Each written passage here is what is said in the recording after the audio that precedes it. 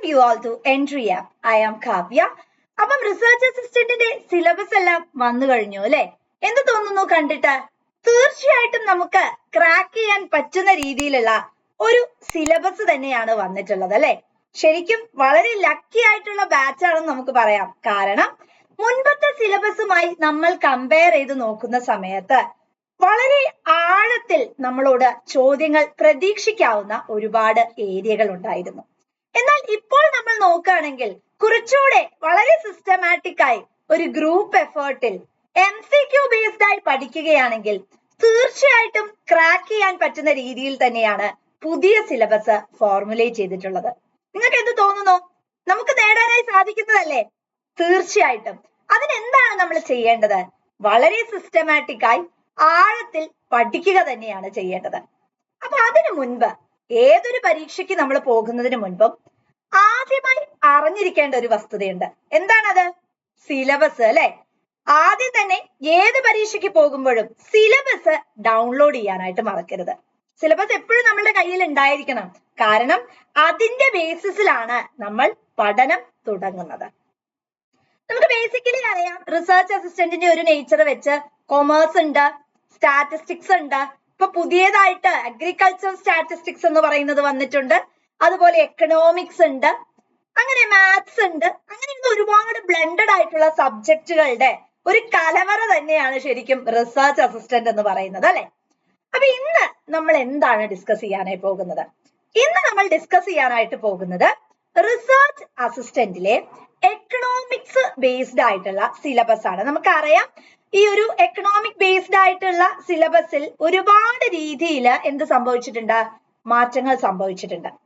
പണ്ടത്തെ സിലബസ് എടുത്ത് നോക്കുന്ന സമയത്ത് അവിടെ എന്താ ഫ്രണ്ട്സ്? വെറും ഇക്കണോമിക്സ് എന്ന് പറയുന്ന ഒരു ഏരിയ മാത്രം. നമുക്ക് ഏകദേശം അത് പാർട്ട് 2ന്റെ കീഴിലായിരുന്നു വന്നിരുന്നത്. ഏകദേശം നമുക്കൊരു 6 ഏരിയകളായിട്ടായിരുന്നു അവയെ സ്ട്രക്ചറൈസ് ചെയ്തിട്ടുണ്ടായിരുന്നത്. എന്നാൽ ഇന്ന്, അതായത് നമ്മുടെ പുതിയ സിലബസ് അനുസരിച്ചിട്ട് എന്താണ് മാറ്റം വന്നിരിക്കുന്നത്? നോക്കിക്കളയാം. യെസ്, എക്കണോമിക്സ്, അതുപോലെ തന്നെ എക്കണോമെട്രിക്സ്, അതുപോലെ തന്നെ എക്കണോമിക് സ്റ്റാറ്റിസ്റ്റിക്സ്, ഇങ്ങനെ 3 ഭാഗങ്ങളായി 30 മാർക്കിനായിട്ടാണ് ഇവിടെ എക്കണോമിക്സിനെ വേർതിരിച്ചിട്ടുള്ളത്. ഇവിടെ എക്കണോമിക്സിന്റെ ആദ്യത്തെ ഏരിയ എന്ന് പറയുന്നത്, അല്ലെങ്കിൽ ആദ്യത്തെ ടോപ്പിക് എന്ന് പറയുന്നത് national income and balance of payment ആണ്.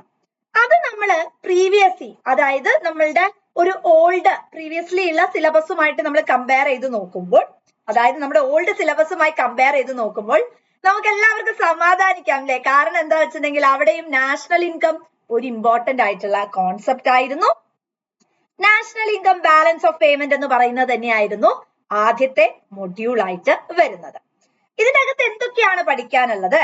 ജനറലി നമ്മളുടെ concept, measurement of national income, changing contribution of various sectors, അതൊരു ഇമ്പോർട്ടന്റ് ആയിട്ടുള്ള ഏരിയ ആണ്. കാരണം അതിന്റെ അകത്ത് ബേസിക്കലി നമ്മൾ ഈ primary sector, secondary sector, tertiary sector, ഇവരുടെ കോൺട്രിബ്യൂഷൻസ് എത്രയാണ് നമ്മൾ അറിഞ്ഞിരിക്കണം അല്ലെ? അതായത് നമ്മൾ എഴുതാൻ പോണ പരീക്ഷയ്ക്ക് ഒരു സ്റ്റാറ്റിസ്റ്റിക്കൽ നേച്ചർ ഉണ്ട് അല്ലെ? അതായത് നമ്പർ പഠിച്ചിരിക്കണം, ഡാറ്റ പഠിച്ചിരിക്കണം. അപ്പൊ എന്താ? തീർച്ചയായിട്ടും അതിന്റെ ബേസിസിൽ തന്നെയായിരിക്കും നമ്മൾ എന്ത് ചെയ്യുന്നത്? നമ്മൾ സ്റ്റഡി കണ്ടക്ട് ചെയ്യേണ്ടത്. ഇനി ബാലൻസ് ഓഫ് പേയ്മെന്റിന്റെ ഏരിയയിലേക്ക് പോകുമ്പോൾ അതിന്റെ സ്ട്രക്ചർ നമുക്ക് ഡീൽ ചെയ്യണം. അതുപോലെ exchange rate determination, performance of foreign trade off India. ഈ പെർഫോമൻസ് നോക്കുമ്പോൾ ബേസിക്കലി എന്താ അവിടെ വരുന്നത്? അവിടെ നമുക്ക് എക്സ്പോർട്ടിന്റെ ട്രെൻഡ് അറിയണം, ഇമ്പോർട്ടിന്റെ ട്രെൻഡ് അറിയണം. ഈ മുതലായ കാര്യങ്ങളെല്ലാം തന്നെയാണ് നമ്മുടെ ആദ്യത്തെ ഏരിയയിൽ വരുന്നത്. അപ്പൊ അതിന്റെ അകത്ത് എത്ര മാർക്കിനാ ചോദിക്കുന്നത്? 2 മാർക്കിനാണ് ചോദിക്കുന്നത്. അപ്പൊ 2 മാർക്കല്ലേ ഉള്ളൂ, വലിയ രീതിയിലൊന്നും ചോദിക്കാൻ സാധ്യതയില്ല എന്നൊന്നും വിചാരിക്കരുത്. കാരണം നമ്മൾ അറ്റൻഡ് ചെയ്യാൻ പോകുന്ന എക്സാം എന്ന് പറയുന്നത് ഹൈലി കോമ്പറ്റേറ്റീവ് ആയിട്ടുള്ള ഒരു എക്സാം ആണ്. അപ്പൊ അതുകൊണ്ട് തന്നെ ഓരോ മാർക്കും ഇമ്പോർട്ടന്റ് ആണ്. അടുത്ത ഏരിയ എന്ന് പറയുന്നത് നമ്മുടെ പോവർട്ടി, ഇൻഇക്വാലിറ്റി ആൻഡ് അൺഎംപ്ലോയ്മെന്റ് ആണ്. ഇത് മുൻപിലുള്ള അതേ ഏരിയ തന്നെയാണ് അല്ലെ? ഇതിന് 2 മാർക്സ് ആണുള്ളത്. അതിന്റെ അകത്ത് വരുന്നത് role of planning in India's development, concepts, measurement and magnitude of poverty, inequality in income distribution, regional disparity in income, definition and measurement of unemployment, employment creation, poverty eradication, technological advancement, innovation, fourth industrial revolution. അത് important ആയിട്ടുള്ളതാണ്. Industry 4.0 എന്ന് പറയൂ അല്ലെ, important ആയിട്ടുള്ളതാണ്. Importance of good governance four economic development. ഇത്രയും concept ആണ് അതിന്റെ അകത്ത് വരുന്നത്. അപ്പൊ ഇതിന്റെ അകത്തും നമ്മൾ ട്രെൻഡുകൾ തന്നെയാണ് ഇമ്പോർട്ടൻസ് കൊടുക്കേണ്ടത്. പോവർട്ടിയുടെ ഏരിയ ആണെങ്കിൽ ഒരുപാട് എസ്റ്റിമേറ്റുകൾ നടന്നിട്ടുണ്ട് അല്ലെ, അപ്പൊ ആ എസ്റ്റിമേറ്റുകൾ പഠിക്കണം. അൺഎംപ്ലോയ്മെന്റിന്റെ ഏരിയയിലേക്ക് വരികയാണെങ്കിൽ ടൈപ്സ് ഓഫ് അൺഎംപ്ലോയ്മെന്റ് നമ്മൾ പഠിക്കണം. ഇപ്പൊ ഒരു പെർട്ടിക്കുലർ ആയിട്ട് ഒരു അൺഎംപ്ലോയ്മെന്റ് തരികയാണ്, വളരെ വിദ്യാഭ്യാസമുള്ള ഒരു കുട്ടിയാണ്, പക്ഷെ ആ കുട്ടിക്ക് എന്താണ്, നമ്മൾ ജോലി ലഭിക്കുന്നില്ല, അപ്പൊ അണ്ടർ എംപ്ലോയ്മെന്റ് ആണ് അല്ലെ. അങ്ങനെ ഓരോ എംപ്ലോയ്മെന്റ് സിറ്റുവേഷൻ തന്നിട്ട് ഇത് ഏതാണ് വരുന്നത്, അത് ബോത്ത് ഇന്ത്യൻ കോൺസെപ്റ്റിലും ചോദിക്കാം, കേരളയുടെ കോൺസെപ്റ്റിലും ചോദിക്കാം. ഇനീക്വാലിറ്റി തിയറീസ്, അതൊക്കെ നമുക്ക് ഈ ഒരു ഏരിയയിൽ നിന്നും പ്രതീക്ഷിക്കാവുന്നതാണ്. എത്ര മാർക്കാ? 2 മാർക്ക് തന്നെയാണ് വരുന്നത്. അടുത്തത് resource allocation and game theory. അത് തീർത്തും പുതിയതാണ്. പഴയ സിലബസിൽ നമുക്ക് resource allocation and game theory എന്ന് പറയുന്ന ഒരു കോൺസെപ്റ്റ് ഇല്ല. ഒരു പക്ക മൈക്രോ എക്കണോമിക്സിന്റെ പെർസ്പെക്റ്റീവിൽ വരുന്നതാണ് ഈ ഗെയിം തിയറി എന്ന് പറയുന്നത്. ഈ മൊഡ്യൂളിൽ എന്തൊക്കെയാ വരണേ? Elasticity of demand and supply, consumer surplus, producer surplus, opportunity cost, production possibility frontier, marginal analysis, consumer choice, introduction to game theory, theory of rational choice, interacting decision makers. മൈക്രോയിൽ വരുന്ന, അതായത് ഇപ്പൊ HL അഹൂജയുടെ ഒക്കെ ബുക്കാണ് ജനറലി ഈ ഒരു ഏരിയയിൽ നമ്മൾ റെഫർ ചെയ്യേണ്ടത്. 1 മാർക്കിന് റെഫർ ചെയ്യണോ എന്നൊക്കെ ആയിരിക്കും നമ്മൾ ചിന്തിക്കുന്നത്. പക്ഷെ ഇവിടെ കൂടുതലും നമ്മൾ പറഞ്ഞു റിസർച്ച് അസിസ്റ്റന്റ് എന്ന് പറയുമ്പോൾ കൂടുതലായിട്ടും ടെക്നിക്കൽ അപ്ലിക്കേഷൻ ആണ് വരുന്നത്. അപ്പൊ അതുകൊണ്ട് തന്നെ ഒരു ഇൻഫോർമേഷനും വേസ്റ്റ് അല്ല അല്ലെ. കാരണം ഒരുപാട് കണ്ടന്റ്, ഒരുപാട് കുട്ടികൾ എഴുതുന്ന പരീക്ഷ ഹൈലി പ്രൊമോഷൻ ഓറിയന്റഡ് ആയിട്ടുള്ള, അല്ലെങ്കിൽ നമുക്ക് ഒരുപാട് സാധ്യതകളുള്ള ഒരു പരീക്ഷയാണ് റിസർച്ച് അസിസ്റ്റന്റ്. അപ്പൊ അതുകൊണ്ട് തന്നെ അവിടെ 1 മാർക്ക് എന്ന് പറഞ്ഞാലും 2 മാർക്ക് എന്ന് പറഞ്ഞാലും എല്ലാം തന്നെ എന്താണ്, ഈക്വലി ഇമ്പോർട്ടന്റ് ആണ്. അടുത്തത് government and forms of intervention. അത് ശരിക്കും നമ്മൾ മുമ്പ് പറഞ്ഞ പോലെ ഒരു ബ്ലെൻഡഡ് ആയിട്ടുള്ള സംഭവമാണ്. അതായത് നിങ്ങളുടെ പഴയ സിലബസിൽ നിങ്ങൾക്ക് കുറെ വന്നിട്ടുണ്ട്. ഈ പബ്ലിക് എക്കണോമിക്സ് എന്ന് പറയുന്ന കോൺസെപ്റ്റ്, ബഡ്ജറ്ററി കൺട്രോൾ എന്ന് പറയുന്ന concept, fiscal federalism and role of government in economic development, അതായത് 4, 5, 6 പഴയ മൊഡ്യൂള്. അതിനെടുത്ത കുറച്ച് കാര്യങ്ങളെ ഒരുമിച്ച് കമ്പൈൻ ചെയ്തൊരു മൊഡ്യൂളായി മാറ്റിയിരിക്കുകയാണ് ഇവിടെ. ഇതിന് 2 മാർക്കാണുള്ളത്. ഇവിടെ role of government in market economy, allocation, distribution and stabilisation, first best versus second best solution, market failure, sources of market failure, incomplete markets, information failure, externalities വളരെ ഇമ്പോർട്ടന്റ് ആയിട്ടുള്ളതാണ്. പോസിറ്റീവ് എക്സ്റ്റേണാലിറ്റി, നെഗറ്റീവ് എക്സ്റ്റേണാലിറ്റി പഠിക്കാനുണ്ട്. Public good, addressing externalities, price based instrument versus non price based instrument, concept of social and merit good. ഇത് നമുക്ക് പഠിക്കാനുണ്ട് അല്ലെ. ഈ social good, merit good എന്ന് പറയുന്നത് വളരെ ഇമ്പോർട്ടന്റ് ആയിട്ട് നമ്മളുടെ ഒരു മൊഡ്യൂളിൽ തന്നെ, പബ്ലിക് എക്കണോമിക്സ് എന്ന് പറയുന്ന പ്രീവിയസ് മൊഡ്യൂളിൽ നമുക്ക് പഠിക്കാനായിട്ടുള്ളതാണ്. Canons of taxation important. പലതരത്തിലും കാനൻസ് ഉണ്ട് അല്ലെ. കാനൻസ് ഓഫ് പബ്ലിക് എക്സ്പെൻഡിച്ചർ ഉണ്ട്, കാനൻസ് ഓഫ് ടാക്സേഷൻ ഉണ്ട്. അപ്പൊ ഈ canons of taxation Adam Smith അല്ലെ, കാനൻസ് ഓഫ് ടാക്സേഷൻ ഒരു കോഡൊക്കെ ഉപയോഗിച്ച് ഞങ്ങളുടെ സ്റ്റുഡൻസിനൊക്കെ കോഡൊക്കെ ഉപയോഗിച്ചിട്ടാണ് പഠിപ്പിക്കുന്നത്. അപ്പം എന്ത് ചെയ്യാ, കോഡൊക്കെ ഉപയോഗിച്ച് പഠിക്കാനായിട്ട് ഒന്ന് ശ്രമിക്കാം. പലതരത്തിലുള്ള ടാക്സ് ഉണ്ട്, ഡയറക്ട് ടാക്സ്, ഇൻഡയറക്ട് ടാക്സ്, ഇങ്ങനെ പലതരത്തിലുള്ള ടാക്സ് റിഫോംസ് ഉണ്ട്. ജിഎസ്ടിയിൽ നിന്നും ഒരുപാട് ചോദ്യങ്ങൾ ഏതൊരു പരീക്ഷയ്ക്ക് നമ്മൾ നോക്കിയാലും അവിടെ എല്ലാം നമ്മൾ കാണുന്നതാണ് GSTയുടെ ക്വസ്റ്റ്യൻസ് എന്ന് പറയുന്നത്. അപ്പൊ അതും എന്ത് തന്നെയാണ്, ഇമ്പോർട്ടന്റ് ആണ്. അവിടെയും 2 മാർക്കാണ് വരുന്നത്. അടുത്തത് ഫിസിക്കൽ ഫെഡറലിസം ആൻഡ് ബഡ്ജറ്റ് 1 മാർക്കിനാണ് വരുന്നത്. 1 മാർക്കല്ലേ ഉള്ളൂ. ഞാൻ മുമ്പ് പറഞ്ഞൂലേ, ആ 1 മാർക്ക് ഇമ്പോർട്ടന്റ് തന്നെയാണ്. നമ്മുടെ പ്രീവിയസ്ലി ഉള്ള സിലബസിലെ 6ാമത്തെ മൊഡ്യൂളും ആയിട്ട് റിലേറ്റ് ചെയ്യുന്നതാണ് ഈ നമ്മുടെ പുതിയ സിലബസിലെ 5ാമത്തെ മൊഡ്യൂൾ എന്ന് പറയുന്നത്. ഇവിടെ ഫെഡറൽ ഫിനാൻസുമായി റിലേറ്റ് ചെയ്യുന്ന concept, transfer of resources from union and state to local body, role of Niti Aayog വളരെ ഇമ്പോർട്ടന്റ് ആണ്, fiscal federalism, budgetary process, revenue and capital budget, budget estimates, revised estimate, അത് സ്റ്റാറ്റിസ്റ്റിക്കൽ ഡാറ്റയാണ്, വളരെ ഇമ്പോർട്ടന്റ് ബിക്കോസ് നമ്മൾ research assistant പരീക്ഷയ്ക്കാണ് പോകുന്നത് അല്ലെ. അപ്പൊ തീർച്ചയായിട്ടും ഇത്തരത്തിലുള്ള എസ്റ്റിമേറ്റ്സ് ഒക്കെ പഠിച്ചിരിക്കുക. Budget document, annual financial statement, കണ്ടോ കൊമേഴ്സ് ഒക്കെ കയറി വന്നിരിക്കുന്നു അല്ലെ.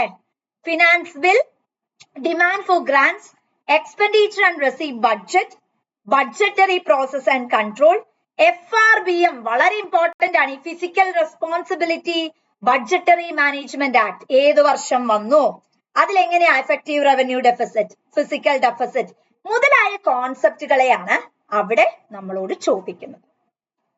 ഇനി മുൻപത്തെ സിലബസുമായി കമ്പയർ ചെയ്യുമ്പോൾ യാതൊരു റിലേഷനും ഇല്ലാതെ വന്നിരിക്കുന്ന ഒരു ഏരിയ ആണ് സസ്റ്റൈനബിൾ ഡെവലപ്മെന്റ് എന്ന് പറയുന്നത് അല്ലെ. 2 മാർക്കാണ് ഉള്ളത്.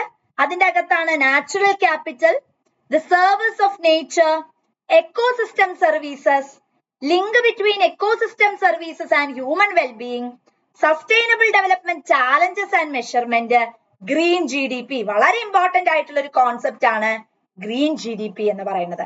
അപ്പൊ എത്രയാ മൊത്തം വന്നേ? 2 മാർക്കാ ഇവിടെയും. അപ്പൊ 2, 1, 3, 5, 6, 7, 8, 9, 10 മാർക്ക് ആയേ. അപ്പം ഇവിടെ നമ്മൾ എന്ത് സ്ട്രാറ്റജിയാണ് ഉപയോഗിക്കേണ്ടത്? ഉപയോഗിക്കേണ്ട സ്ട്രാറ്റജി ഇത്രയേ ഉള്ളൂ. മാക്സിമം MCQ നമ്മൾ അറ്റംപ്റ്റ് ചെയ്യുക. നമ്മുടെ മൈൻഡില് എപ്പോഴും നമ്മൾ മനസ്സിലാക്കേണ്ട ഒരു കാര്യം എന്താന്ന് വെച്ചാൽ, ഒന്നും ഹെക്ടിക് അല്ല. സക്സസ്ഫുൾ ആയവരുടെ ജീവിതത്തിലും 24 മണിക്കൂർ തന്നെയാണ് ഉള്ളത്. നമ്മുടെ ജീവിതത്തിലും 24 മണിക്കൂർ തന്നെയാണ് ഉള്ളത്. പക്ഷേ ഈ 24 മണിക്കൂറിനെ നമ്മൾ എങ്ങനെ മോൾഡ് ചെയ്യുന്നു എന്നുള്ളതിലാണ് അവിടെ സക്സസ്ഫുൾ ആകുന്നത് അല്ലെ. ഇപ്പൊ എക്കണോമിക്സിന്റെ കാര്യം പറഞ്ഞപ്പോ പറഞ്ഞോന്നേ ഉള്ളൂ. ഇനി തീർത്തും ചേഞ്ച് വന്നിട്ടുള്ള ഒരു ഏരിയ ആണ് എക്കണോമെട്രിക്സ് എന്ന് പറയുന്നത്. എക്കണോമെട്രിക്സിന്റെ ഏരിയയിലേക്ക് പോകുമ്പോൾ അവിടെയും 10 മാർക്ക് തന്നെയാണുള്ളത്. ഇൻട്രൊഡക്ഷൻ ടു എക്കണോമെട്രിക്സ് 2 മാർക്കിന്, econometric modelling, sample regression function, population regression function, simple linear regression model അതിന്റെ assumptions, ordinary least square approach, Gauss Markov theorem, normality assumptions മുതലായ കാര്യങ്ങളാണ് എക്കണോമെട്രിക്സിന്റെ ഏരിയയിൽ വരുന്നത്. ഇതൊക്കെ കണ്ട് ഭയം തോന്നുന്നുണ്ടോ?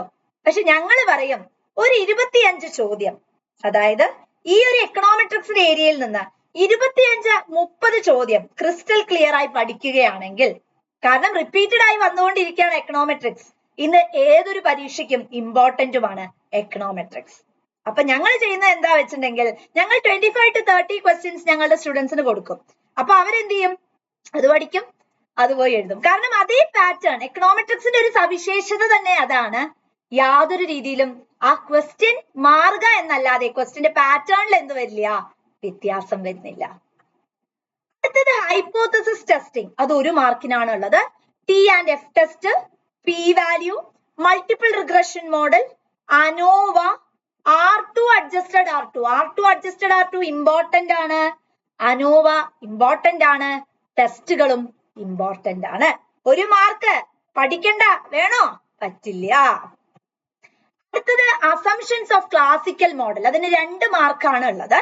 Auto correlation, heteroscedasticity, multi collinearity, അതിന്റെ nature, consequences, test and remedial measure, model specification and diagnostic testing, specification error, types, consequences and test, Ramsey RESET test, errors of measurement in the dependent variable, independent variable. ഇതൊന്നും കണ്ട് ഭയപ്പെടണ്ട, കുറച്ച് MCQs നോക്കിയിട്ട് പോയാ മതി. Econometrics ഒക്കെ എന്താണ്, അത് സിമ്പിൾ ആണെന്ന് നിങ്ങൾ പറയും. ഇതിൽ ഏറ്റവും ഇമ്പോർട്ടന്റ് ആയിട്ടുള്ളത് റാംസെ റിസറ്റ് ടെസ്റ്റ് വളരെ ഇമ്പോർട്ടന്റ് ആണ്. ഓട്ടോ കോറിലേഷൻ, ഹെട്രോസ്കെഡാസ്റ്റിസിറ്റി, മൾട്ടി കൊളൈനറിറ്റി, ഇതൊക്കെ ടെക്നിക്കൽ ടേമുകളാണ്, അതുമായി റിലേറ്റ് ചെയ്ത് വരുന്ന കോൺസെപ്റ്റുകളാണ്. എന്തൊക്കെ ടെസ്റ്റുകൾ വരും, നമ്മളൊരു ഫ്ലോ പോലെ പഠിക്കും. ഓക്കെ, എന്തൊക്കെ ടെസ്റ്റുകൾ വരും എന്നുള്ള കാര്യങ്ങളാണ് ജനറലി എന്ത് ചെയ്യുന്നത് അവിടെ നമ്മൾ ഡിസ്കസ് ചെയ്യുന്നത്. അടുത്ത ബേസിക് ആയി വരുന്ന ഏരിയ എന്ന് പറയുന്നത് ഡമ്മി വേരിയബിൾ റിഗ്രഷൻ മോഡൽ ആണ്. അവിടെ അത് 2 മാർക്കിനാണ് വരുന്നത്.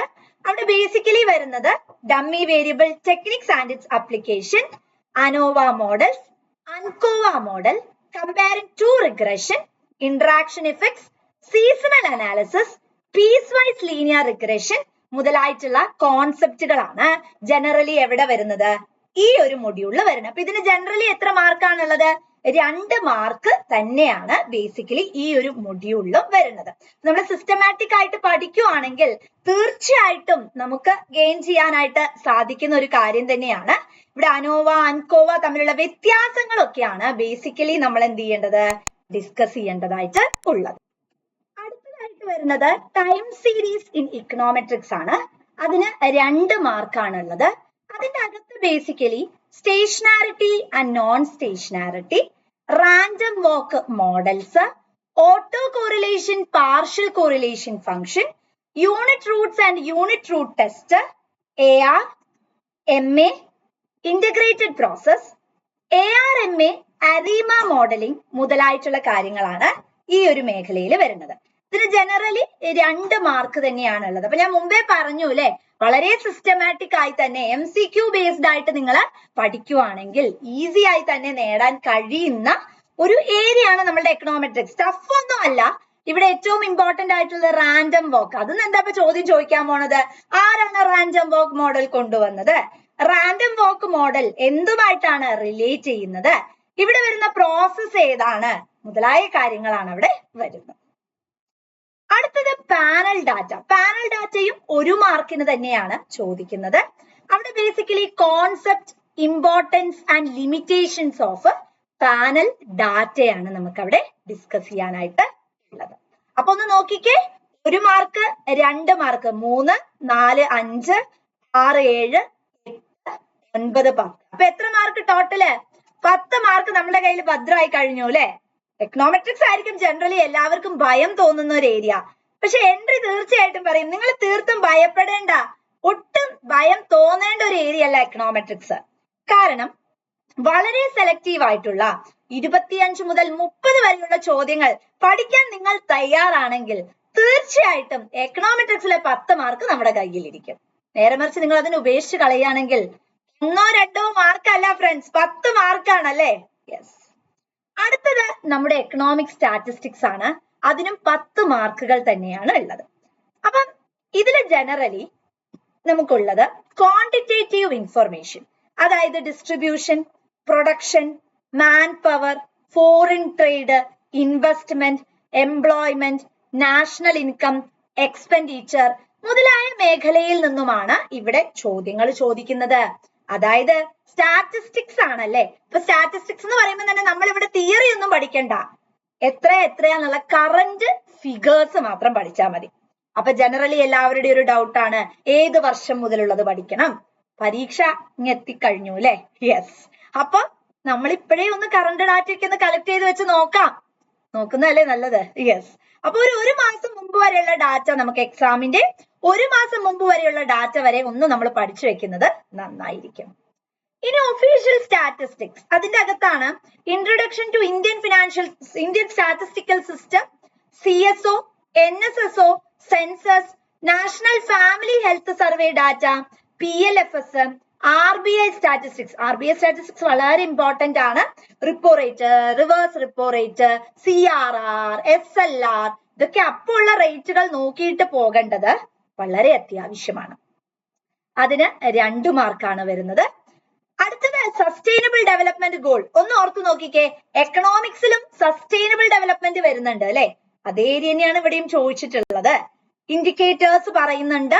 അതുപോലെ തന്നെ ഇന്ത്യയുടെയും കേരളയുടെയും പൊസിഷൻ, നമുക്ക് സസ്റ്റൈനബിൾ ഡെവലപ്മെന്റ് ഗോളിൽ ടോപ്പിൽ നിൽക്കുന്നത് ആരാണ്, ഏറ്റവും ലോവർ റാങ്കിൽ നിൽക്കുന്നത് ആരാണ്, ഇതിനെ കുറിച്ചൊക്കെ അറിഞ്ഞിരിക്കണം. അപ്പൊ ഇതെല്ലാം അറിയാനും ഈ ഒരു ഏരിയ നമ്മൾ പഠിക്കണം. അപ്പൊ മൊത്തത്തിൽ എത്ര മാർക്കായി? 30 മാർക്കായി കഴിഞ്ഞു അല്ലെ. 30 മാർക്ക് ഇപ്പൊ നിങ്ങളുടെ കയ്യിലുണ്ട്. ഇനി എന്തിനാ ഭയപ്പെടുന്നത്? ബാക്കിയുള്ളത് പഠിച്ചെടുത്താ പോരെ. ഒട്ടും ഭയപ്പെടേണ്ട ആവശ്യമില്ല.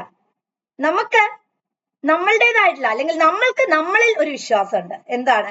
തീർച്ചയായിട്ടും ഇത് ഞങ്ങളെ കൊണ്ട് ക്രാക്ക് ചെയ്യാനായിട്ട് സാധിക്കും.